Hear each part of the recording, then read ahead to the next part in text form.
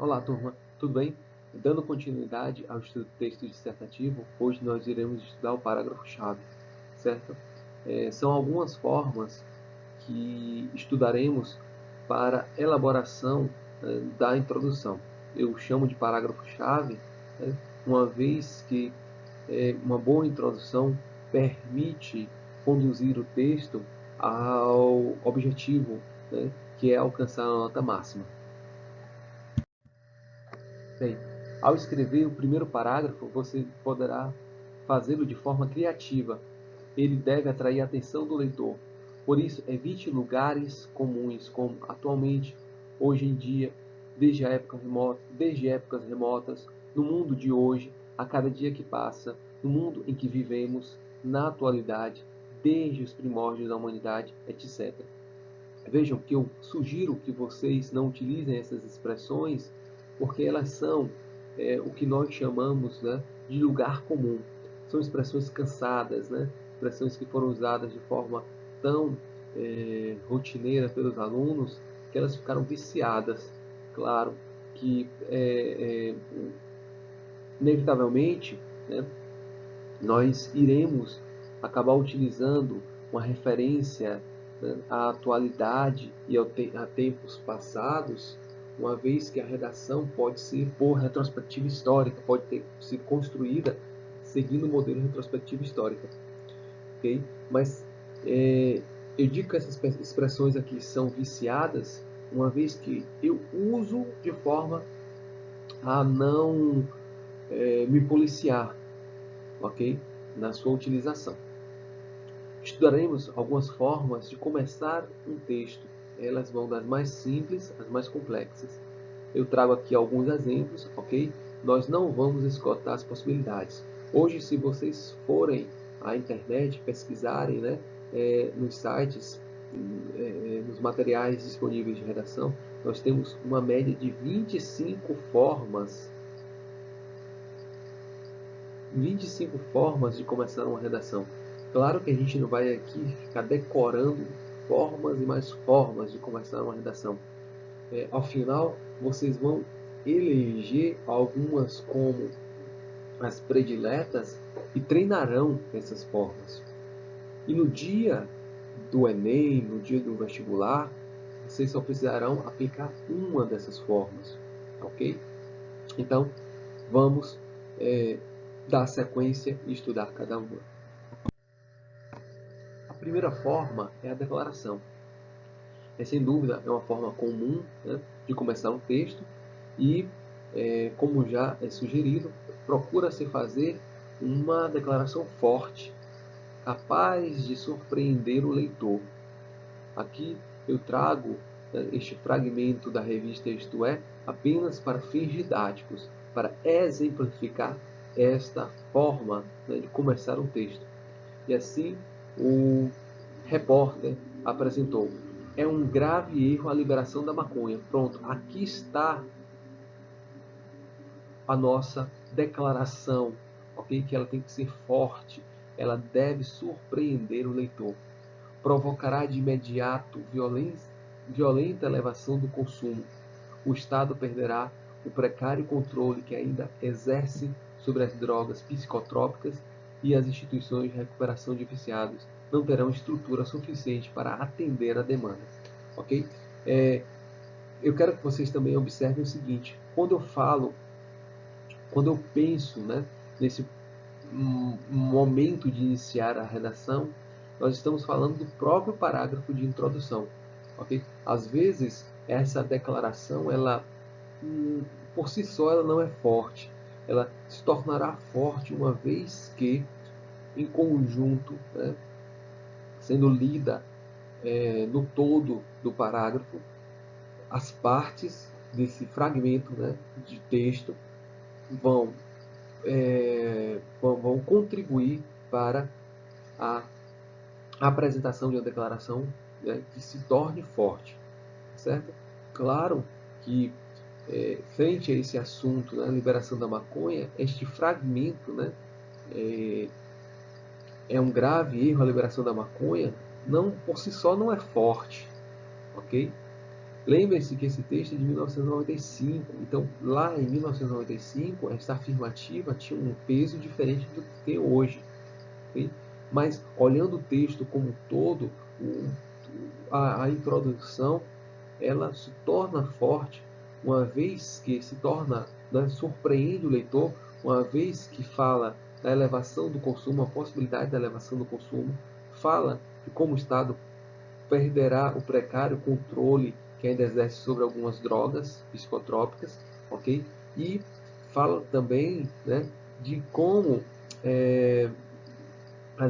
a estrutura das instituições de recuperação de viciados é deficitária, ok? Isso poderá levar a um aumento da demanda, ok? Então, a declaração é uma frase forte, de impacto, tende a impactar o corretor, ok? Bem, como segunda forma, né, nós temos a definição. A definição é uma forma simples e muito utilizada em parágrafos introdutórios, sobretudo em textos assertivos. Pode se limitar ao tópico frasal ou ser o parágrafo por completo. O mito entre os povos primitivos é uma forma de se situar no mundo, isto é, de encontrar o seu lugar entre os demais seres da natureza. É um modo ingênuo fantasioso anterior a toda reflexão e não crítico de estabelecer algumas verdades que não só explicam parte dos fenômenos naturais ou mesmo a construção cultural, mas que dão também as formas da ação humana. Ok. Como a própria referência, né, explicação sugere, pode essa definição pode estar limitada ao tópico frasal ou ser o parágrafo completo. Okay? Aqui é um exemplo em que o próprio parágrafo, né, ele é trabalhado para a apresentação dessa definição. Nós temos a divisão, ok? Ao dizer que há duas convicções errôneas, fica logo claro a direção que o fragmento que o parágrafo tomará. O autor deverá explicá-la na frase seguinte. Ó, o que é a divisão? A divisão é quando claramente você divide duas partes do seu texto. Né? Veja um exemplo. O exemplo vai explicar um pouco melhor do que o próprio conceito trazido. Predominam ainda no Brasil duas convicções errôneas sobre o problema da exclusão social. A de que ela deve ser enfrentada apenas pelo poder público e a de que sua superação envolve muitos recursos e esforços extraordinários. Experiências relatadas nesta folha mostram que o combate à marginalidade social em Nova York vem contando com intensivos esforços do poder público e ampla participação da iniciativa privada. Okay? Esta parte que está aqui em negrito é justamente a divisão, né? A referência a essa divisão. Veja, predominam ainda no Brasil duas convicções. Ó. Quais são essas duas convicções, né, sobre o problema de exclusão social? A de que deve ser enfrentada apenas pelo poder público e a de que sua superação envolve muitos recursos e esforços extraordinários. Pronto. Então, aqui está a divisão, né, a construção do tema a partir desta apresentação, né, de uma referência a A e uma referência a B. Ok? Extraído de Folha de São Paulo, fragmento jornalístico. Posição. Predomina na exposição de duas frases que criam uma oposição de um lado e de outro. Aqui o detalhe está justamente no uso de expressões que remetam a essa ideia de oposição de ideias, okay? Estabelecendo o rumo da argumentação. O autor poderá criar a oposição dentro de uma frase ou ao longo do parágrafo introdutório. Aqui, novamente, ideia similar à definição. Aqui eu posso ter a oposição simplesmente no tópico frasal ou a necessidade dessa oposição formar o próprio parágrafo introdutório. Este tipo de introdução se enquadra perfeitamente no modelo redacional pontos positivos versus pontos negativos. nós iremos estudar em outro momento, né, os modelos redacionais. E aqui eu já trago que um desses modelos é o modelo por pontos positivos, PP versus PN, né, pontos positivos versus pontos negativos. Uma redação que é construída em cima do pró e do contra, certo? Então, observem, sempre a referência, né, a observação será nas expressões que denotam oposição. De um lado, professores mal pagos, desestimulados, esquecidos pelo governo. Do outro, gastos excessivos com computadores, antenas parabólicas, aparelhos de audioconferência. Esse é o paradoxo existente na educação brasileira. Observe que o tema é educação brasileira. Okay? A apresentação do tema foi até para o final do parágrafo. Não há problema algum. Uma vez que eu trago expressões que vão remeter justamente à educação. Vejam, quando eu falo de professores mal pagos, né, são professores também desestimulados e esquecidos pelo governo, ok? Eu estou caminhando para uma redação que fala sobre educação. Depois eu falo de gastos excessivos com computadores, antenas, né, aparelhos eletrônicos, ok? E eu mostro esta dualidade, esta oposição entre, de um lado, professores, né, desestimulados, esquecidos pelo governo, e do outro, né, a modernização da escola, ok? Ao mesmo tempo, uma escola que é fruto, né, desse governo, desse mau governo. Okay? Aqui foi uma redação, um fragmento extraído, né, de um aluno, de um texto de um aluno, e eu suprimi aqui o nome do jovem.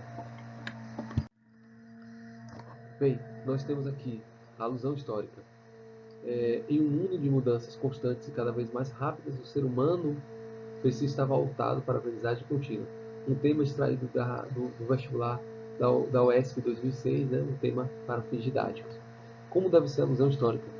O autor aproveita dos conhecimentos históricos em relação ao tema e aos principais acontecimentos para montar uma argumentação baseada na dimensão histórica. O leitor é situado no tempo e pode ter uma melhor visualização do problema. Ok, observe um exemplo. Após a queda do Muro de Berlim, acabaram-se os antagonismos leste-oeste. E o mundo parece ter aberto de vez as portas para a globalização. As fronteiras foram derrubadas e a economia entrou em rota acelerada de competição, o que, de certo modo, foi decisivo na conscientização da importância do brasileiro estar em constante aprendizado. Beleza? Uma adaptação aqui, mas vejam que o autor ele procura mostrar como um evento histórico contribuiu para o desenvolvimento da globalização, ok? Para o desenvolvimento do capitalismo e em seguida, né, de forma quase que uma consequência, né, a necessidade, a conscientização, né, do indivíduo estar em constante aprendizado. Okay? Vejam que o tema, a apresentação do tema está aqui ao final, mas novamente o desenvolvimento, a apresentação, né, dos eventos colabora para a compreensão de qual tema esse garoto, né, está apresentando. Bem, a pergunta. A pergunta não é respondida de imediato. Esse aqui é um ponto interessante. Ela serve para despertar a atenção do leitor para o tema e será respondida ao longo da redação. Por que não deve ser respondida de imediato? Porque lembre-se que a introdução é um parágrafo curto, um parágrafo de apresentação, um parágrafo-chave, ok? Eu vou colocar a pergunta, ok? E irei responder nos desenvolvimentos, no primeiro desenvolvimento. Será que com os novos impostos a saúde melhorará no Brasil? Okay? Essa aqui é a pergunta que serve apenas para a abertura do nosso tema. Os contribuintes já estão cansados de tirar o dinheiro do bolso para tapar o buraco que parece não ter fim. A cada ano, os brasileiros são lesados por novos impostos para alimentar um sistema que só parece piorar. Que sistema é esse? O sistema de saúde. Ok? Então veja, é simples aqui. Eu coloco a pergunta, mas eu não vou responder logo de imediato. Eu vou deixar essa resposta para o primeiro desenvolvimento. Ok? Bem, aqui nós temos uma outra forma de começar um parágrafo, né? Começar a nossa redação também. Uma frase nominal seguida de uma explicação. A principal palavra da frase nominal substantivo será explicada ao longo, né? Será explicada logo em seguida. Uma tragédia, pronto. Aqui está a frase nominal. Uma tragédia. O que é essa tragédia? Né? O que significa? O que simboliza essa tragédia? Pronto. Eu deveria ter o cuidado de logo de imediato explicar. Essa é a conclusão da própria Secretaria de Avaliação e Informação Educacional do Ministério da Saúde e Cultura sobre o desenvolvimento dos alunos do terceiro ano do segundo grau submetidos ao SAEB, Sistema de Avaliação e Educação Básica, que ainda avaliou estudantes da quarta série e da oitava série do primeiro grau em todas as regiões do território nacional. Destaque que vocês deverão ter aqui. Uma vez utilizada a frase nominal, aqui a frase nominal é um modo mais raro de nós começarmos uma redação. Okay? Só chama a atenção de vocês. Logo em seguida deverá ter a explicação. Né? Essa frase deverá ser explicada. Okay? Porque por si só ela não tem sustentação. Tá bom? Eu preciso dar uma breve explicação para que ela tenha sustentabilidade. Ok, agora nós temos a adjetivação. A adjetivação será a base para desenvolver o tema. Aqui é muito parecido com a ideia da frase nominal. Ok? O autor utilizará os parágrafos seguintes para explicar cada um dos argumentos. Equivocada e pouco racional. Essas são as verdadeiras características da política educacional brasileira. E em seguida, e em período eleitoral, políticos aproveitam do bom senso do cidadão para afirmar que o Brasil pode ser classificado como uma nação independente e voltada às expectativas do mercado internacional. Novamente, nós temos aqui uma frase que por si só não vai se sustentar. Eu preciso das demais linhas do parágrafo para que ela tenha sustentabilidade. Okay? Então, são duas formas mais raras de começarmos devido ao grau de dificuldade. A citação é uma forma simples, certo?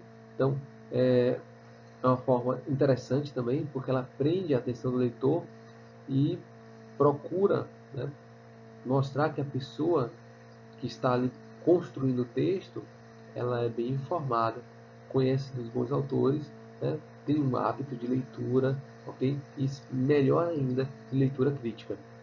Ok, vejam que eu chamo a atenção de vocês para que as aspas sejam utilizadas aqui, certo? Uma vez que a citação ela é uma frase que pertence a outro autor, eu estou me apropriando temporariamente, né, para uso, mas ainda assim atribuindo, né, ao proprietário, ok, os créditos. As pessoas chegaram ao ponto de uma criança morrer e os pais não chorarem. As pessoas chegaram ao ponto de uma criança morrer e os pais não chorarem mais.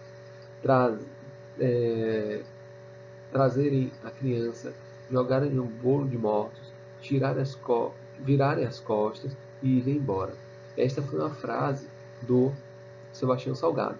O comentário do fotógrafo Sebastião Salgado, relatando sobre o que viu em Ruanda, é um acidente no estado de letargia ética que domina algumas nações do primeiro mundo. Vejam que aqui nós temos a citação e o detalhe que eu passo para vocês é o seguinte: eu sempre, depois da citação, irei atribuir os créditos ao indivíduo que é proprietário, digamos assim, daquela fala, tá certo? Daquele pensamento, tá certo? Mais à frente nós iremos ver outro exemplo, porque a citação é uma excelente forma de começar uma redação, ok?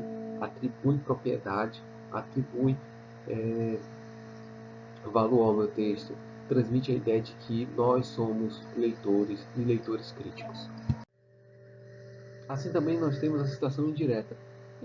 Observe que a citação indireta é um recurso, né, que deverá ser usado caso não conhecermos textualmente o que vai ser citado, né? A citação em si. Porque se nós conhecemos, nós vamos usar a citação propriamente dita, né? A citação direta. É melhor citar de forma indireta do que errada. Assim, os senhores deverão utilizar expressões como parafraseando ou qualquer outra, né, que dê esse entender, né, transmita a ideia de que ali nós estamos usando a citação de forma indireta. Observe o texto da revista Veja de 1996. Para Karl Marx, a religião é o ópio do povo. Parafraseando, Raymond Aron deu o troco. O marxismo é o ópio dos intelectuais. Vejam só, aqui é a frase que está sendo parafraseada.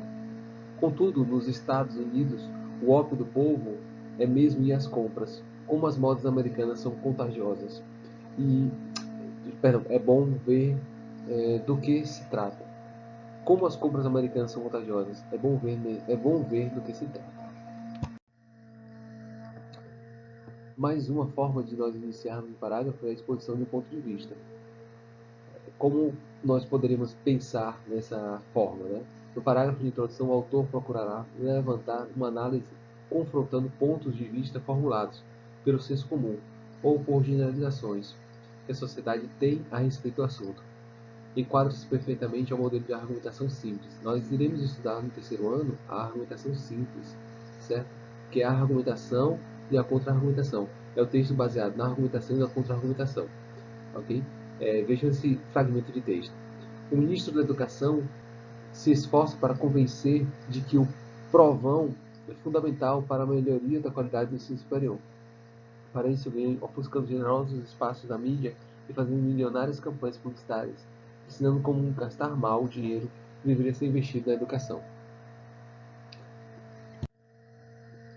Mais uma forma, né, comparação. É modalidade comum e bastante simples, compara-se A ao B, né, e tem A ao B. O tema da reforma agrária levanta discussões sobre os problemas sociais que afetam o Brasil, numa comparação entre o movimento pela abolição da escravidão no Brasil no final do século XIX e, atualmente, o movimento pela reforma agrária, pode-se perceber algumas semelhanças. Como naquela época existiam elementos favoráveis e contrários, também há os que discutem a implementação da reforma agrária no Brasil. Vejam que aqui simplesmente ele está comparando. A seria um movimento, né, pela abolição da escravidão, pelo fim do sistema escravocrata, e B seria então a reforma agrária, ok? Então é bem simples, vocês elegerão dois assuntos, ok? Que transitarão né, com, com a, vamos dizer assim, com objetivos comuns. Okay? Aqui são duas questões sociais, dois assuntos de grande interesse social, são assuntos de grande apelo social, tá certo? Essa é uma característica dessa modalidade de comparação. Bem, retomada de um provérbio. Sempre que você utiliza esse recurso, não escreva o provérbio simplesmente. Faça um comentário sobre ele para quebrar a ideia de lugar comum que todos eles trazem. Por exemplo, o autor apresenta o corriqueiro adágio e assim demonstra que está consciente de que está partindo de algo por demais conhecido. Ok? Corriqueiro adágio de que o pior cego é o que não quer ver se aplica com perfeição na análise sobre o atual estágio da mídia. Desconhecer ou tentar ignorar os incríveis avanços tecnológicos de nossos dias e o supor que eles não terão reflexos profundos no futuro dos jornais é simplesmente impossível, ok? Então, a dica aqui é justamente não simplesmente apresentar o provérbio, mas sim apresentar o provérbio, mostrar que é um provérbio popular, né? Um provérbio popular, uma fala popular, e tentar contornar esse dito popular, uma vez que ditados populares eles são ausentes de comprovação científica, tá certo? Então a gente vai tentar jogar conforme, né, as regras do jogo para tentar nos beneficiar. Bem, mais uma forma é a ilustração. O aluno poderá começar narrando o fato para ilustrar o tema. Aqui, vejam que o fato, né, ele é narrado e ele toma o espaço do próprio parágrafo, porque é natural. Aqui o parágrafo de introdução ele poderá até ter uma quantidade de linhas um pouco maior do que normalmente teria, okay? Porque é contado um fato. Ele serve para ilustrar o tema. Okay? O próprio fato já ilustra o tema, o próprio fato já é a apresentação do tema. O Jornal do Comércio de Manaus publicou um anúncio em que uma jovem de 18 anos, já mãe de 2 filhas, dizia estar grávida, mas não queria criança. Ela a entregaria a quem se dispusesse a pagar a sua ligação de troncos. Preferia dar o filho a ter que fazer o aborto. O tema é um tabu no Brasil. Ó, o tema, que tema? E constantemente reformulado levanta a questão quanto à sua legalização não. Ok, está o aborto. O próprio tema é o aborto. Ah, digo, poderia ser a questão da como está aqui, a gravidez na adolescência, okay? Uma vez que é uma jovem de 18 anos, okay? Recém saída da adolescência, okay? Será que nós estamos falando é, especialmente desse assunto, gravidez? Não, ok? Até porque vejo que quando eu falo de aborto, eu estou falando de legalização, não, essa é a discussão, né? O aborto por si só é um tabu no Brasil, ok? Então, a ilustração está aqui, o fato está aqui, e ele serve, ok, para, por si só, já apresentar o tema. Bem, uma forma bastante utilizada pelos alunos é a apresentação, né, do tema a partir de dados estatísticos. Nesta forma de iniciar a redação, o autor busca dados numéricos para ilustrar o tema. A televisão está presente em aproximadamente 98% dos lares brasileiros, de acordo com o censo 2010, desenvolvido pelo Instituto Brasileiro de Geografia e Estatística. Na medida em que apresenta uma programação de qualidade, informativa e educacional, reflete através do lixo televisivo a alienação do público. Ok? O detalhe aqui, né, é a utilização de dados estatísticos e eu sugiro que, caso o aluno não conheça especificamente o tema, desculpa, o tema não, o dado estatístico, ele use expressões que deem uma flexibilidade em relação ao próprio dado, ok? Uma delas é, por exemplo, usar a expressão aproximadamente. Aproximadamente, por volta de, tá certo? Uma outra dica também é quanto a ter o cuidado em apresentar o dado de forma completa. Okay? O dado com forma completa não é só um número, mas um número e a fonte. A fonte aqui, no caso, o Instituto Brasileiro de Geografia e Estatística. Okay? É interessante apresentar a fonte, perdão, a fonte, ok? Para dar credibilidade ao dado estatístico. Bem, uma última forma de nós começarmos um parágrafo é através de referência a um romance, um conto, um poema, um filme. Essa forma é excelente e é, sem dúvida, a que mais traz, né, valoração à nossa redação, ok? Ou demonstrar, digamos assim, criatividade. O resumo da obra serve como introdução para desenvolver o tema. É uma forma interessante de mostrar ao corretor. O candidato costuma fazer uma leitura que crítica selecionada daquilo que tem acesso, além de demonstrar bom gosto quanto a diversas formas de arte. Quem assistiu ao filme Rainha Margot com a deslumbrante Isabelle Adjani ainda deve ter os fatos na memória.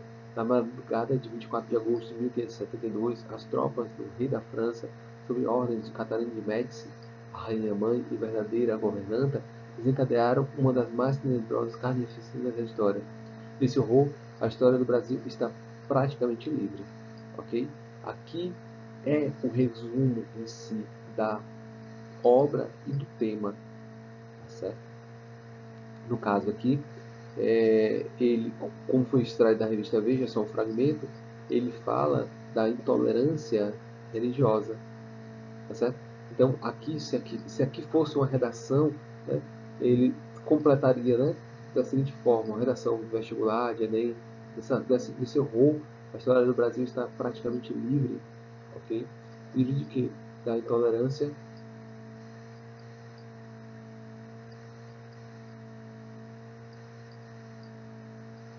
religiosa.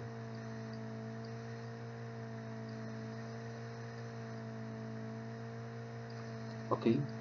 Bem, aqui nós fechamos essas formas de começar a redação, certo? Como eu falei no início da nossa aula, são algumas formas de começar o texto, não há uma lista completa, tá certo? E caso vocês tenham alguma dúvida, escrevam nos comentários, deixem, né, a dúvida para que eu possa esclarecer. Até mais e tenham um bom dia.